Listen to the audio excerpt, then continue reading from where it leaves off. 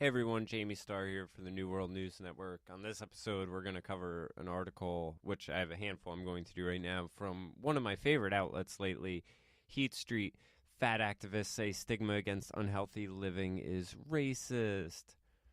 Making fun of someone for their weight isn't nice, but it's the farthest thing from racism. The intersectional minds who clearly have their wires crossed at a popular feminist website, however, found a small way to tie things together. The site that brought us the argument that smaller fat people are crowding fat acceptance spaces now argues that fat stigma is racism. And this is everyday feminism who's just out there bragging for money, or not bragging, begging for money, because I guess they don't have any ads on their site, so they're going under. They really should find a way to monetize their content rather than just putting it out there. But I guess it shows you that, ideology is on the forefront for them. Like, they are true believers. So anyway, writing for the site, Caleb Luna says that being visibly obese made him feel unwelcomed at a party centered around queer people of color because despite being non-white, even though there were no white folks present, it was still apparent that those who looked whitest were still the in crowd. It was still the light-skinned ones, the thin folks, the masculine people, the ones without any visible disabilities. So clearly his lack of popularity was the result of both racism and sexism. And this is the whole thing, is these people, there's like a narcissism where it's not even just, you weren't outgoing or engaging enough to be the center of attention in that room. It must be all of society's problem that the world doesn't revolve around you, because if you're so amazing and you're such a special snowflake, of course every bit of the world should revolve around you. So entitled.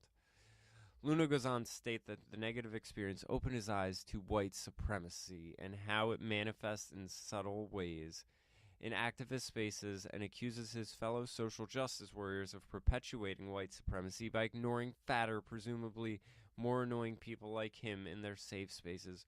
White supremacy no longer needs white people to maintain its status, he says. Drawing upon the tenets of intersectional feminism, Luna tries to explain how fat stigma is a form of white supremacy and offers 6 solutions. The second solution offers that activists must remember that thinness can't be separated from whiteness. So mind-boggling. I can't even say anything about it. It's just, you just have to point to it. Luna cites the creation of the Body Mass Index, Lambert Cutelet, as an example of white supremacy in action. He says used bodies of adult white men people for his study, and so racialized bodies are incomparable, citing recent research about racial bias in obesity measurement. However, the effectiveness of BMI only comes into question with individuals with higher than normal percentages of muscle mass and lower body fat.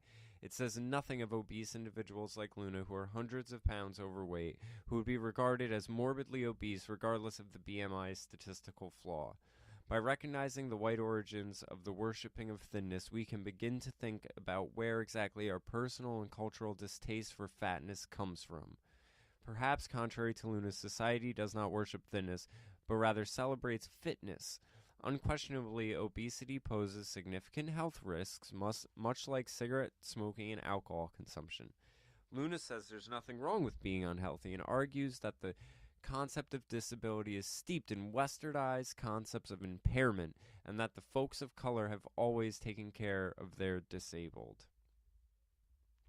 There's a vast difference between taking care of the old and infirm versus unhealthy eating habits that force society to cater to your needs. While the former is altruistic, the latter is steeped in selfishness and a willingness to disregard of those around you. It is one thing to not shame a person for being overweight, but embracing body diversity as an alternative healthy lifestyle is delusional at best and suicidal at worst.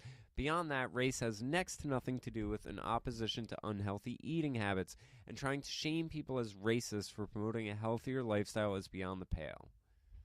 So, everyday feminism is failing, and soon this stuff will end. I mean, look at some of the stuff. Fat activist furious that Overwatch character isn't fat enough. We stood up to fat shaming by making these video game characters obese. fat activists condemn smaller fats who distract attention from the morbidly obese.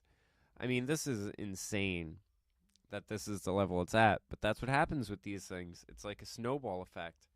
It just goes and goes and goes. And it gets bigger and worse and uglier. And bigger, literally, with these people. I mean, and this is at the point where, I mean, imagine it where your victim complex ties into your weight and you're going to have people competitively be trying to get fat competitively to be the bigger victim. So, anyway, just wanted to point to that and have a quick laugh. So, have a good one, everyone. Take care.